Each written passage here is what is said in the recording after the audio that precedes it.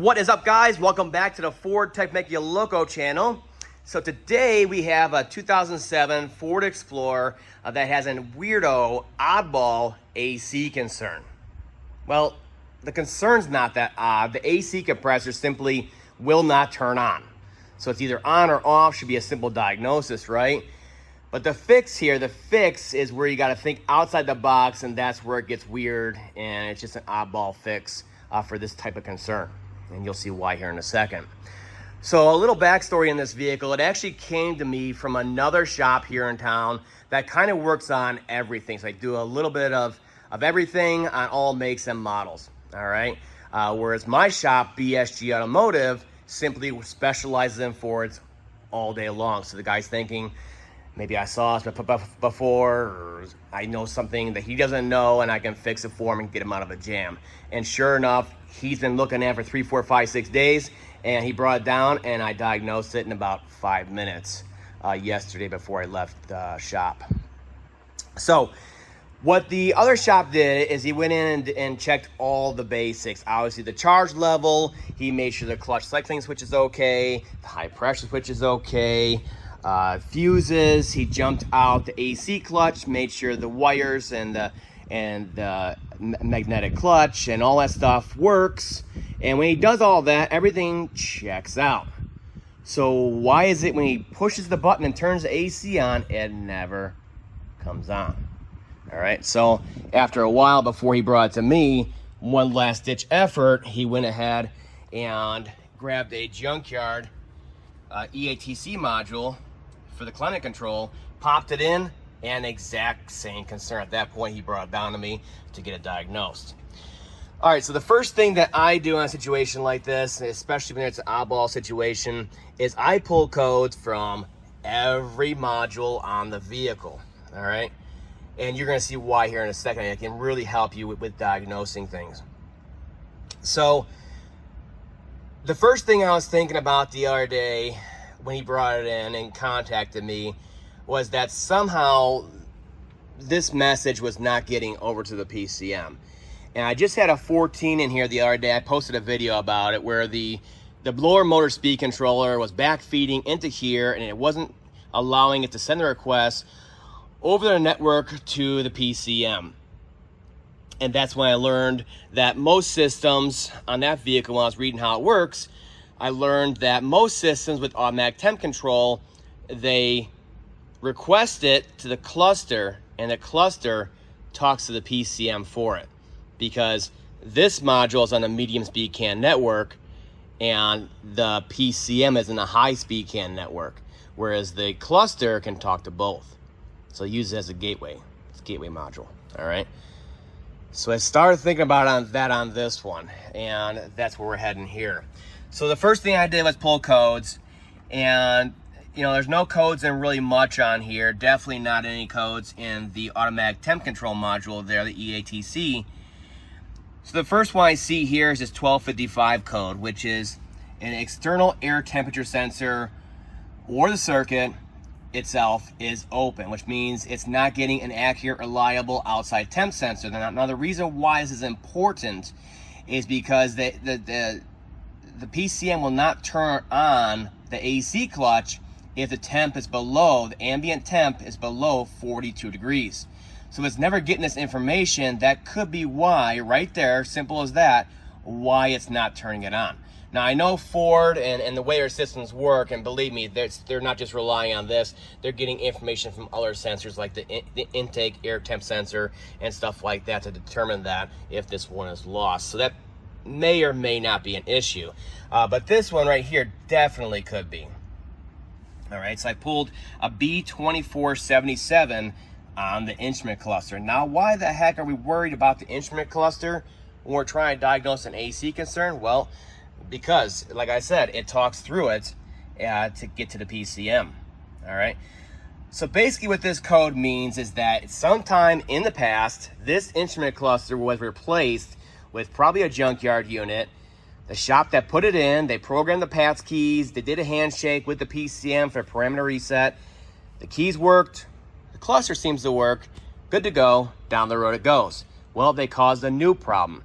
by not programming the cluster with the as-built data, it now cannot communicate effectively with the other modules on the vehicle.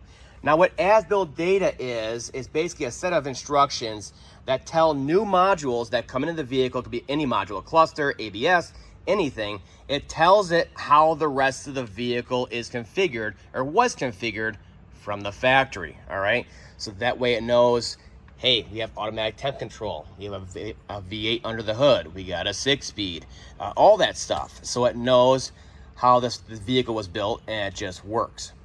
When you don't program that information into it, the cluster's kind of running blind, all right? And it may not talk to other modules. Yeah, see where we're going with this? So the next thing I checked, of course, is to make sure there's no codes in the PCM. If the PCM has any code set or is running, it's running the engine and the engine's overheating, or you're wide open throttle, or all kinds of other reasons, you know, open pressure switches, and you're setting codes, it's not going to allow the AC either. No codes. So we're good there. Even though it has a P1000, there probably was no previous codes in there. So the next thing I looked at was some basic live data coming from the PCM to make sure there's pressure in the system. You can see it's 87 PSI or so. So there's plenty of pressure in the AC system. So it should at least turn on and run for a little bit. Even if there's a low charge, it'll at least turn on momentarily. It's not turning on at all, all right? The other thing is, I'm looking for the high pressure switch, make sure it's okay. It says open okay on there, we're good to go. So it's an open position, but that's okay, it's not an open circuit type deal. The other thing is air conditioning clutch allowed. Now this PID right here kind of threw me for a while because basically what this is telling you, it'll tell you no if the AC is not allowed, and yes if it is allowed. So like I said, the PCM goes through and makes sure the engine's not overheating, blah, blah, and it'll tell you here if it's not turning it on because of one of those conditions. So it's always stuck on no, which kind of threw me at first. And I didn't even get into it any further. I just went in and programmed the cluster, and that was our fix in the end. But the other thing I noticed is that I was turning on the AC, pressing the button, turning on the AC, and up here, it should turn to on if we see, if the PCM is seeing a request for AC operation, and now it's never seeing it. All right, press it on and off and just said off. Odd. Okay, before I go any further, I went ahead and I programmed the cluster so that it knows how the rest of the vehicle's built and it can talk to the other modules properly. Now, why did I do that? Well, let's go over to the wiring diagrams real quick to show you basically how this works. So, I mean, if you just go into basic diagnostics on here for AC system not working, it gives you a basic synopsis of how the system works, all right? So the AC is requested, a message is sent over the CAN bus to the PCM, all right? It doesn't tell you that goes through the cluster on here, but like I said, I had that 2014, I believe, the other day, that would tell you first it goes to the cluster and then on. So I figured, it's probably the same way on here. So I went and verified it in the wiring that it actually is sent over the CAN bus. So I went through all the wiring diagrams on here, and there's no direct connection between the EATC module and the PCM requesting AC. So it definitely is sent over the CAN bus network. Great. So you go over to the CAN bus network here, the module communications network, and you'll see the instrument clusters in the high-speed CAN network. The PCM is on the high-speed CAN network, and that's how all these modules talk. So all the important modules like ABS, all that stuff, they're on the high-speed CAN network, so they can talk to each other real quick, all right? And these are generally the more expensive modules. Once you get into, you know, less essential modules, let's call them, like S-stars and everything else, you get into the lower speed network. So these are more important modules here, like medium importancy. And you can see they're running on MS-CAN. All right. So right here, you'll notice the EATC module is running on the MS-CAN network only. All right. So if that's the case, how is this module going to talk to the PCM that's in a high-speed CAN network? Well, it's going to talk to it through the cluster. So you'll notice the cluster is the only module on this vehicle anyway that is also on the medium speed CAN network. All right. So you go back, it's in the high speed and the low speed CAN network.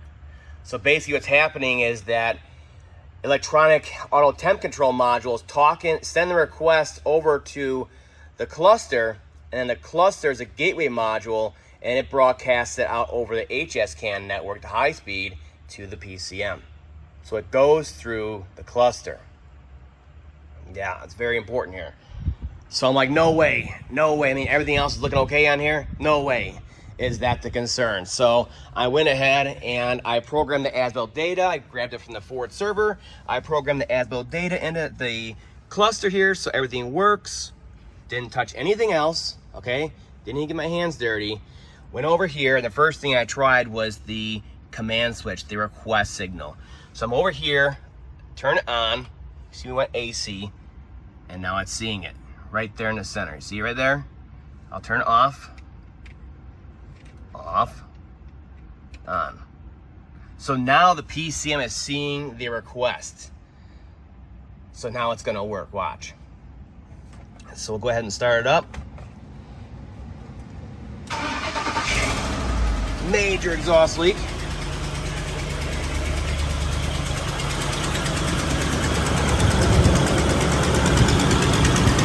And sure enough, the AC came right on. Man, that's a bad exhaust leak. So you can start feeling it come out of here. And you can also see the pressures go way up.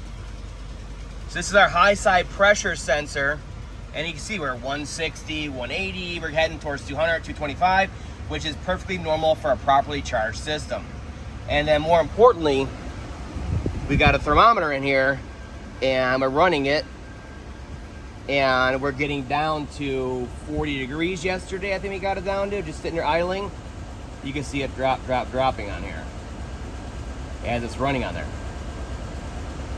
Okay, so let's go ahead and we'll turn it off. Pressure's dropping, command is off. All right, let's go ahead and turn it on.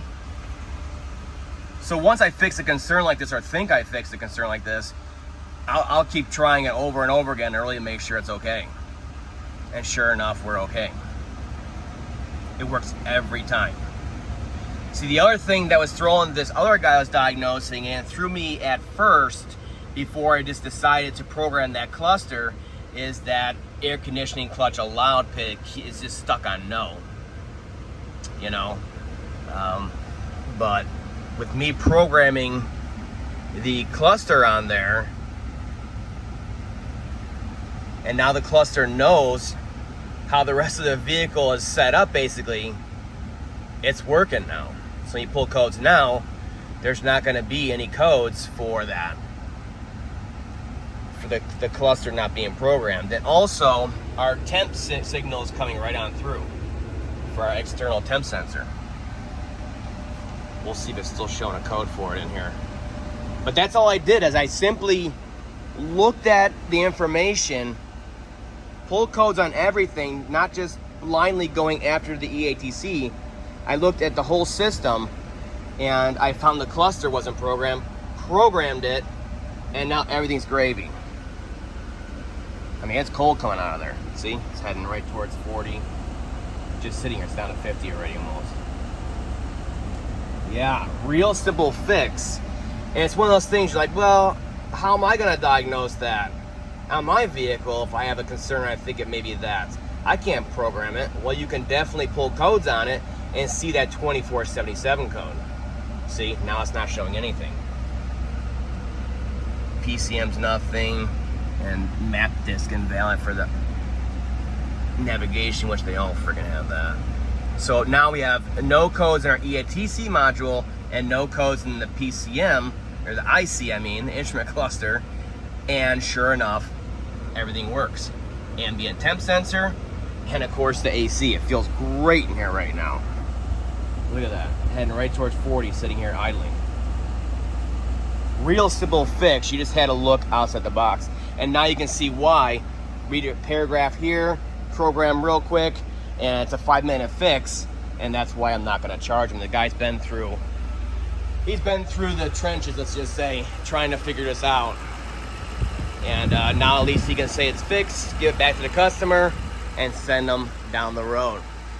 That's all for now, guys. I just wanted to show you that AC concerns are not always cut and dry, but you really need to look outside the box to really find some of these.